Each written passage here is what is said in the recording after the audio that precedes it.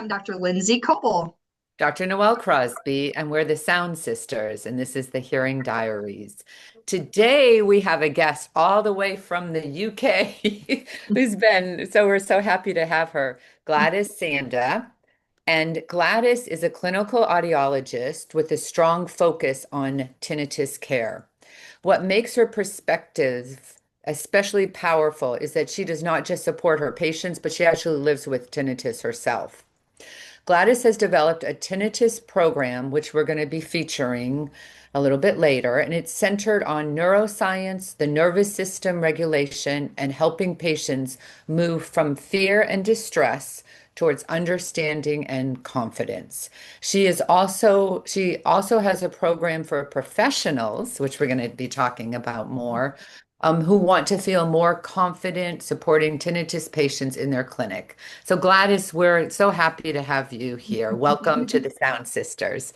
So let's start from the beginning.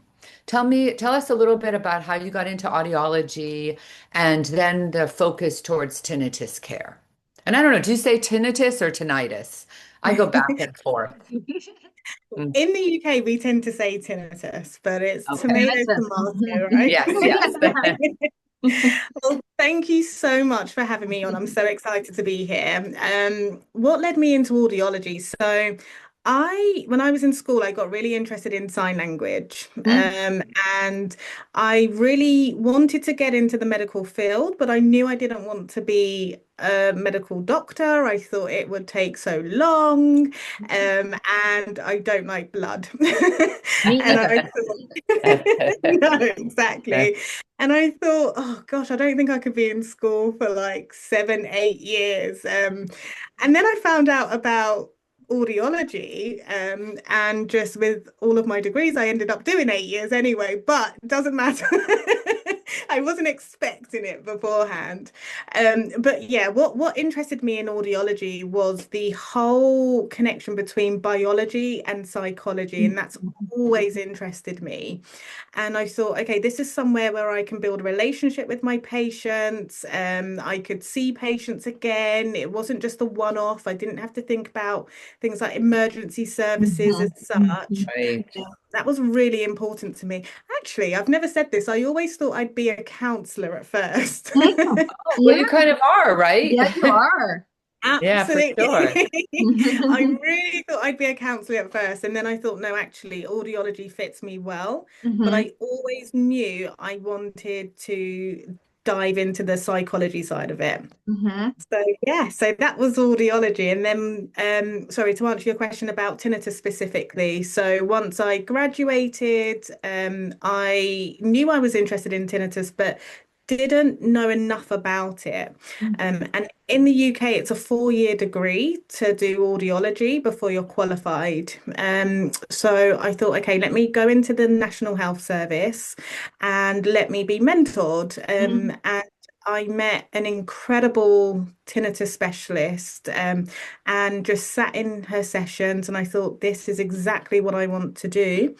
And then I went into the independent practice or the private world, and I started doing that. And that was back in 2015, Mhm. 2016. Mhm. Yeah. Okay.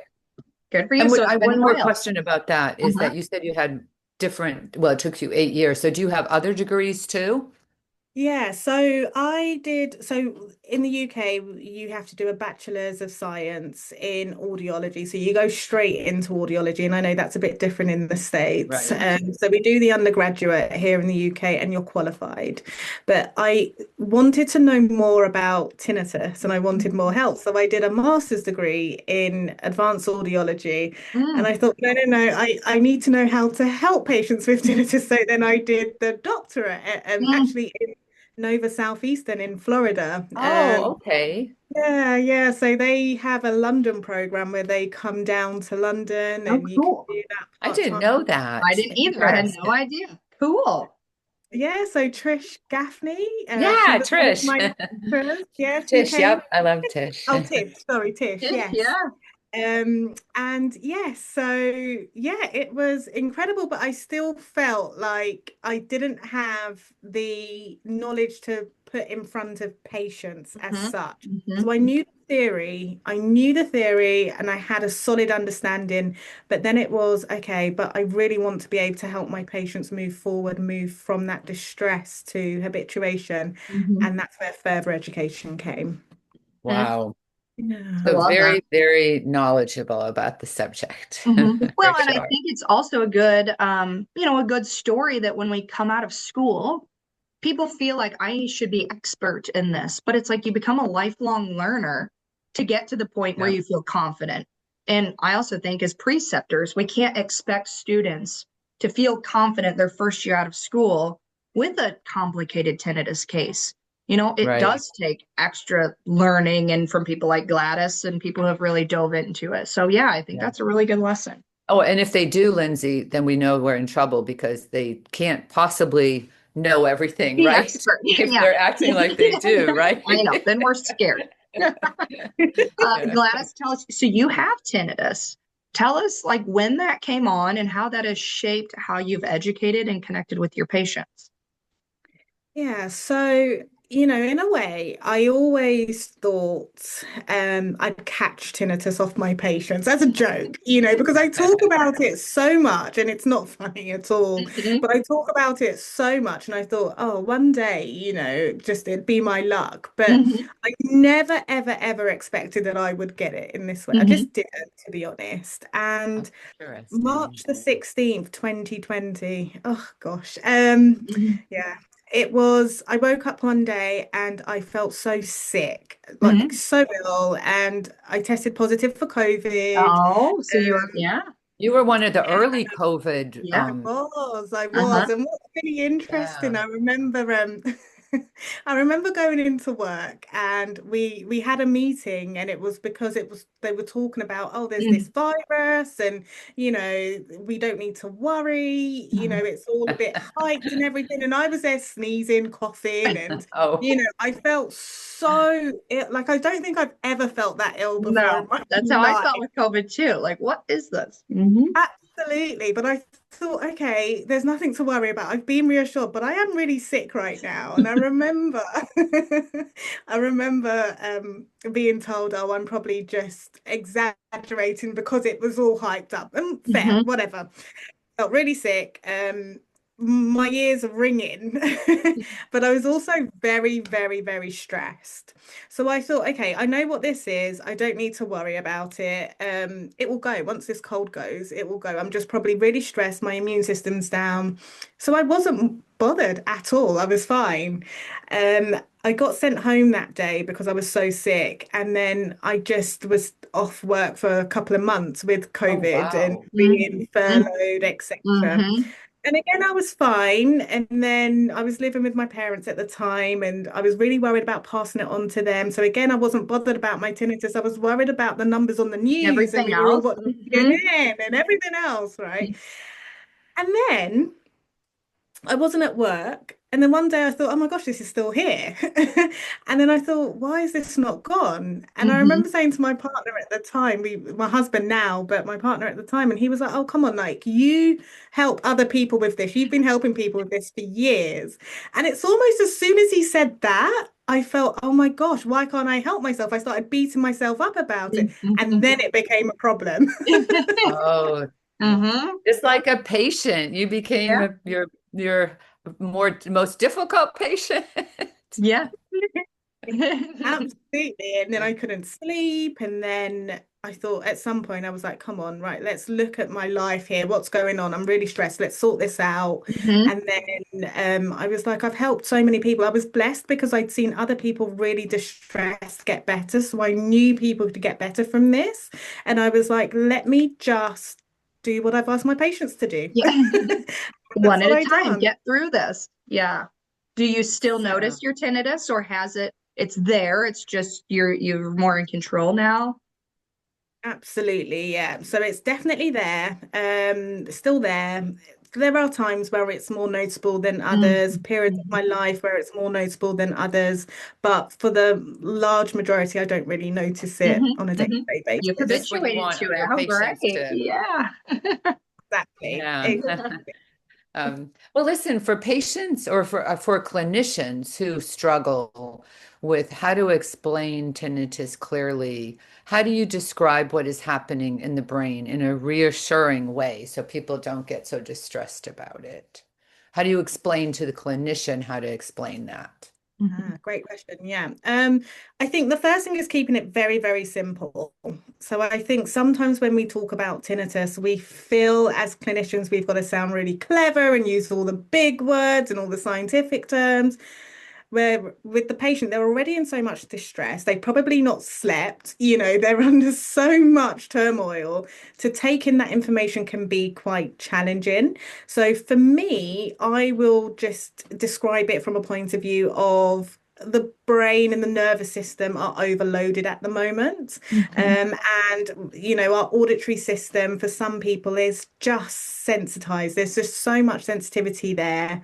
And that can be due to hearing loss, for example. So about 90% of people, if they have hearing loss, 90% of people with tinnitus have hearing loss. But the other 10% of people, if they do have normal hearing on an audiogram, to also consider that there can be emotional and attentional factors that are affecting their perception of it. So we're all aware that stress can have an impact, and stress in many different ways, whether we're talking about emotional stress or physical stress on the body. But then also the attentional side sometimes gets missed. So our brain prioritizes things that we fear. So if somebody's in distress, letting them know that, okay, right now your brain is treating this sound and this signal as a threat.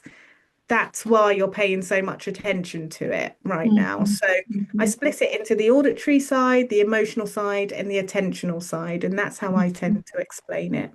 I love that. And I feel like that kind of gets into our next question that was about patients who are stuck in this fear and hyper awareness, how to get them to understand how their emotions play a factor.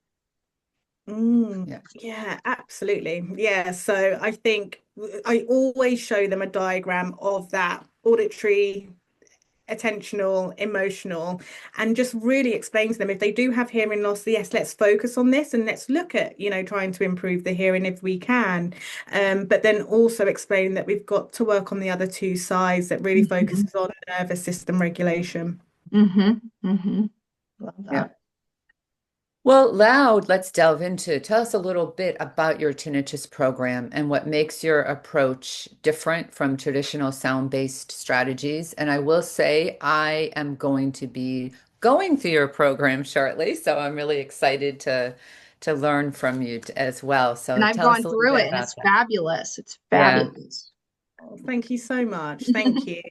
For patients, I mean, the main thing is, firstly, I'm not against sound-based therapies at all. I think there is a place for sound therapy. I think just traditionally we've put too much focus on that, and it's just not enough for the majority of patients. So from what I've seen over the last decade plus years. Education is a massive part. So really trying to educate the patient so they understand what's happening to them. We fear what we don't know. And as we all know, knowledge is power. So the more we can educate them in a language that they understand, the more we alleviate the fear. And that's why a lot of patients, when they come in for that initial consultation, they already feel a bit better knowing that I Yeah. know what's going on here. The second thing is regulation. So trying to be able to help them help themselves. So how can I help regulate my nervous system here? Are there breathing strategies? Are there ways that we can try to reframe the way we're thinking? We're using tools that are informed by cognitive behavioral therapy, which is a psychological intervention, but we can use some of the strategies there and apply it to tinnitus. And what can happen is when a patient understands that they've got a toolbox. They've got tools, they've got things that they can use when their tinnitus is bothering them. As soon as they use that tool and it works, even if it's one time, they're building this evidence bank that actually I don't have to control the sound, but I can control how I act with it. I can control what Mhm. I do. Then that gives them more power. There's less fear, and it's all about alleviating that fear, that threat signal. So the neuroregulation, that regulation is so important, giving the patient the tools, the strategies that they can try to see if it can help them. Mhm. And then the last bit really is kind of focusing on neuroplasticity, really. So, and this is a big thing, just the brain's ability to rewire itself, to learn new things. When I see patients, sometimes they come and they're thinking, oh, I need a quick fix. We know they want the drugs, they want they want Mhm. something quick, don't they? The Whereas magic they pill, right? Mhm. the magic bullet, absolutely. And maybe they've heard of things like sound generators or hearing aids, and they think, okay, that's going to solve the issue. Mhm. But Mhm. it's really about educating them that even with these tools that we're using, it's a long-term process. We've got to try and rewire the brain's response to tinnitus. And I really focus on that. I focus on support. I focus on acceptance and commitment therapy as well, which is just Mhm.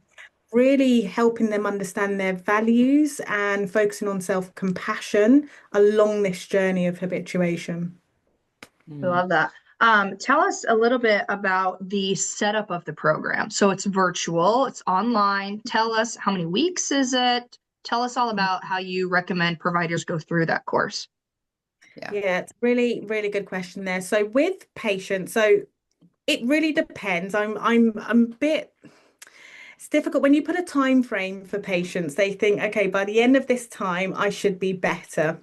And it's Mm-hmm. not always the case. It's not Mm-hmm. always the case. So what I tend to recommend myself are 6 sessions. Okay. So that could be 6 hours, that can be 1 hour per session, once a week or once every couple of weeks.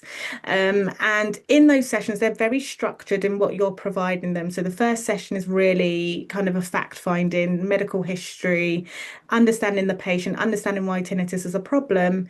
Then we're looking at strategies, and then we're always reviewing those strategies and amending them, applying them, amending them, applying them. And then it's wrapping it up really and giving them Mm-hmm. a blueprint so that they feel like they've got a toolkit to go ahead and try it on their own. Mm-hmm. Mm-hmm. Some patients only need 3 of those sessions and they're fine. Some patients want to come back for, months and months. It really Mm-hmm. depends on the individual, of course. So Mm-hmm. it's finding what works best for your setup. Mm-hmm. I Yeah. love that. Yeah, but and tell us a little bit about how the professional program is set up. So The if I'm Tinnitus when I Mastery Program. yes, so when Yeah. I start taking the class, I know, jumping in with both feet is probably not going to be the best choice for me. So do you recommend you just do it at your own pace and tell us a little bit about what it entails, what sections and what you should get out of it when you're finished as the Mm-hmm. professional? Mm-hmm. Yeah, thank you. So the way it all came about was as you can tell, I tried to do 3 degrees to try and understand how to help patients. And I just realized there wasn't anything that really helped me with being in front of the patient and what could I give them practically. The same way we have hearing aid training and we really understand how to use hearing aids and we do REMs and we do all of that. But with tinnitus, it was very much theoretical and that was it really. Mm-hmm. Right. So a lot of the learning I got was through mentoring, was through my own experience, was with my patients. And I thought I just want to put it in one place and help other providers help their patients. So Mm-hmm. that's how the Tinnitus Mastery Programme came about in 2024. Okay. And essentially, it's usually ran in cohorts. So we usually have one in sort of the beginning of the year and the sort of January, April, and sometimes September as well. So usually 2 or 3 times a year. And it's a self-paced course where there are 7 modules, which we're focusing on CBT, we're focusing on acceptance and commitment therapy strategies. There is information there about assessments and how to run the assessments, but I really focus on the rehabilitation side of things more than anything because I think audiologists are great at doing the assessments. It's the other Right. part And and what do I do help. with this? Yeah. Now that I've Absolutely. done all this, what do I do What next? do I say? Hmm. Absolutely, because I think as audiologists, we hide behind the technology a lot, don't we? We Yeah. hide behind the equipment, but with tinnitus, Right. that just does not run. We've got to use our mouths, we've got to use our Hmm. knowledge, you know, Hmm. that's what's going to help that patient move forward. So the program is self-paced. There's videos, there's resources, and we run live sessions as well.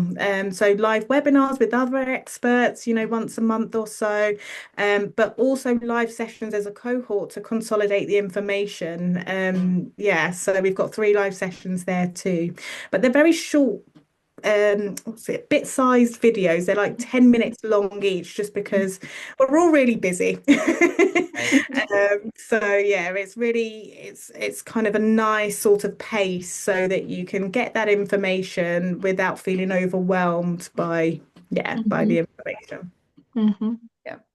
And I know you Um, also said it's available for life. So once you sign up, you may not be with your same cohort, but you hmm. can still continue to take the class and repeat it and everything too, Hmm. right? Yeah. Absolutely. Yeah, I think that's valuable to be able to go back. And I've had Yes. people that So have gone valuable. back and used it. Hmm. Hmm. Um, let's talk about patients again. Let's kind of shift back to patients. You've talked about strategies that patients can try. What is one small shift that patients can make that truly helps with tinnitus management? Mm, Is there that's any a like, if everybody would just do this, this would help? Or is everyone just so different? Everyone is so different for sure. And I think there's different times and different phases to do different things.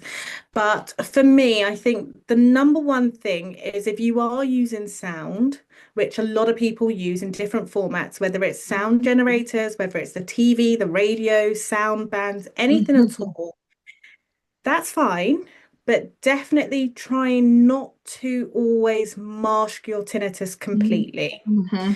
So a lot of people naturally would think, okay, I've got to find another sound to drown this out. But what they're actually doing is reinforcing that their tinnitus signal is a threat, Hmm. and the brain will chase it if you Hmm. are doing that. Right. But Yeah. if anyone is using sound, ideally we need to blend the sound therapy, not mask it. Hmm. You should be able to hear your tinnitus and the sound that you're Hmm. listening to. Hmm. Yeah, you know what I'm going to say about that? It just made me think that people that are not trained, right, or Hmm. they're not skilled, and I'll see this a lot in the United States. I don't know if you see it a lot in the UK, but companies will advertise that they treat tinnitus, but essentially they really don't have any specialty training, and they're just fitting hearing aids a lot, and possibly Turning on they the don't mask. realize. Right, that masking is not the same as what Hmm. is the mixing point or Hmm. something. Hmm. And then So patients end up that in our really office wondering bothers why it's me. not working. Yeah, yeah. Yeah. Hmm. And I wonder if it could cause them more harm for somebody that's not trained to be doing it in the wrong way. So we need to get that word out there. Yes, for Hmm. sure. Yeah. That Gladys has an educational course that everyone should be attending. That's the word. Because, like you said, Yes. I think it's more harmful to the patient when there's no conversation around the emotional and the brain side of it. People think here's this widget that's just supposed to cure this. And then 3 months Right. later, why is it not curing this? And they're frustrated. So, yeah, there's Yeah. so much more to it. That's what I've learned. I mean, I feel relatively young in my career, but the more you learn about tinnitus, the more it's like, it's more counseling and conversational than widget based. Yes, for sure. And Yeah. I'll go on to those Facebook pages and just the misinformation Yeah. of people giving other people misinformation about it. I don't know how you stop something like that. It's very discouraging just to see that. Yeah. But Education, more and more yeah, but education. what would you say, Gladys, gives you the most hope when you're working with the tinnitus patients? Tell us a little bit about, what your success with them would look like. I think initially when I mean, and I get the distressed patients. I have to stress this. They're not patients that are like, oh, I've been referred by my ENT and I just want to Mhm. check that. No, these are the patients that are in tears, they're in Right. distress, their whole lives have changed. And the moment that they start separating the sound from their reaction or the meaning of the sound from their reaction, that is bonus. So what I Mhm. mean by that is that their reaction isn't based on the tinnitus volume. Once they can do that, that is key. That gives me a lot of hope that we're going to move forward. Mhm. But a lot of people, I always say that things tend to get better over time. They Mhm. do get better over time. Sometimes they worry about, regression and what if I have this spike or this fluctuation? Am I taking a step back? But you can never go back to the beginning because you can't forget what you already know. Mhm. You've already developed those knowledge, you've got some evidence that things have improved. You can't forget that. So it's Mhm. always letting the patient know that this is something that tends to get better over time and that there are Mhm. things that can be done. But Mhm. we've got to separate the tinnitus volume from their reaction. We've got to control what we can control and let go of what we can't. It's Mhm. not easy, Love but that. it's possible. Mhm. Yes, I love that it's possible. Yeah, I Yeah. love Yeah. that. You want to jump into rapid fire, Noelle? Sure. Yes. Okay, are you ready for this, Gladys? Let's do What is it. one word that would describe you and why? I would say purposeful. Ooh, I I like think, that one. yeah. Yeah. A lot of my actions tend to have meaning, and I'm very big on impact. So Mhm. yes. You're doing it. You're doing Yeah. it. Yeah.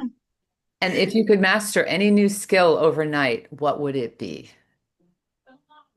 I don't know if this is a skill, but I would love to have a photographic memory. Oh, me Oh. too. Me too. I feel like my brother does, and I'm like, where did I miss the boat? Why did I not get Yeah. that? Where do you see hearing healthcare 10 years from now? I think it will be very personalized, hopefully holistic, Yeah, I focused love on things that. like genetics, environment, personality, etc. I like that holistic. No one's really said that, Yeah, but I no one like really has that. said that. Yeah. No, and I think And all I of guess what she healthcare is going does that route. Yeah, makes I love sense that. for that. Hmm. Yeah. So I don't know if you're a coffee or a tea drinker because of the UK, but what would be that drink that you like that gets you through a busy day in the clinic? Oh, a drink that I like. Either a black coffee or Hmm. water. Okay. There you go. Quite Easy. boring. Uh-huh. What Cup is a of tea, that's what I always hear. Do you drink a lot of tea too? We do typically in terms of British culture, but Yeah. I will occasionally. Okay. What sound makes you happy? I don't know if this is a sound, but I love gospel music. That really Oh, lifts Oh, me that up. is, So I yeah. yeah, like that. Has a Yeah. soothing sound to it. Makes you want to get up and dance and move and exactly. and This I one's a know good you and I talked about this a little before, but if money were not a concern, what would you be doing? one. Definitely learning. Yeah. Yeah. I know this sounds really sad, but I love learning, especially about human psychology, Hmm. nutrition, health. I'm Yeah. obsessed. So I'd just Hmm. be learning and reading and learning. Yeah. The holistic track. You're on the right Yes, track, yes. Well, Gladys. I was telling Gladys before that I'm really into learning about psychedelics and how that You affects, are. You are. yeah, Yeah. how it affects people's PTSD and Hmm. tinnitus too, Hmm. if that is something that they're fixated on. So I'm Yeah. really curious how it could affect somebody with severe tinnitus. But so came across this webinar yesterday and I'm like, oh, I want to go sign up for that and learn all about it. And then I realized that I would have to do it like over a 3-day period. Mm. So I decided, oh, I'm just going to buy the package, and I have hours and hours of learning. In the meantime, I still need to take Gladys's class and You're going to all be these other this things I sign holistic up for. expert in no time. Is I it want like to a know psychedelic? everything. Is it like a psychedelic type course? Is that what it's about? Yeah, Yeah. it's all experts in the field and they talk about their experience with different aspects of it and how they're helping people in different ways with Yeah. it. And it's to me, it's just so Knowledge is interesting. power. Knowledge is Yeah, power. It's not as yep, black and white as what I think we were initially taught. exactly. Gladys, what is one thing our profession could do better, either for patients or for each other? Okay, one thing. I think listening is a Hmm. big thing. I Hmm. think we always feel like we have to help patients, we have to fix them, we have to fix and find the answers. But actually, sometimes we just need to listen really actively or deep listening, listen to what they're not saying as Hmm. well. It's a skill, but I think we should all be learning how Yeah. to listen actively and deeply. Hmm. Yeah, I like when you say listen to what they're not saying. That's something that Yeah. you really have to be still and tuned in to know what Hmm. that would be. And it Yeah, almost takes skill and yeah, time in your profession, I feel like, to not feel like I have the answer, I'm going to fix this, but to sit back and yeah, listen. I feel like yeah, one thing that came to my mind of what we could do better, talking to Gladys right here, it's like she's in the UK. We need to open ourselves as yes, audiologists to experts from around the world. Like with yeah, our I love access to that. social media and Yeah. connection, it's like Yeah. Gladys doesn't seem that far away. No, it's like she's right here. It just happens to be a little later in the day, but that's Yeah, all. but I think more and more we can work together Yeah, to learn from each other and learn what we're doing, across seas. And it doesn't yeah, have Def- to be so segregated. Yeah, yeah. I def- love that. Well, we're all about the bees over here. So we want to Mhm. know which bee fits you the best. Be kind, be brave, be curious, be bold, or be happy. Oh, I like be bold. I like There be Okay, you I bold. like go. that. Yeah, like that Yeah. one. Might I as like well the be bold. bold. Uh-huh. Yes. And before we close, we want to just focus a little bit on the upcoming program that Gladys is going to be having. She's going to be opening it up to everybody. So why don't you just tell us a little bit about that, Gladys? Yeah, absolutely. Thank you. So, the Tinnitus Mastery Programme is for healthcare professionals. It's predominantly for people that are qualified audiologists, or if you are working with patients with tinnitus and you feel like you need to upskill and you want to be able to provide more holistic service. So, in terms of the program, there is information on tinnitus assessments, but like I say, it is predominantly on the rehabilitation, how to help manage help the patient manage their tinnitus. So it will be opening up in April. You will start hearing about it from March. If anyone wants to connect with me on LinkedIn, it will be there. It will Okay. also be on my website as well, which is drgladys.co.uk. And And we'll link I'll link that that. for you. Hmm. Yeah. fantastic. Yeah, so it'll be on there. And yes, please, if you feel like you want to have a conversation, let me know. But you will be leaving with a CPD accredited program. So there's a certificate at the end of it. There's 30 hours there, more if you feel like you've used more time. So it's I think you call it CEU Right. hours. Yeah, Yeah, but seeing part. Yeah. Hmm. yeah. So yeah, it's a I've poured my life and soul into this program.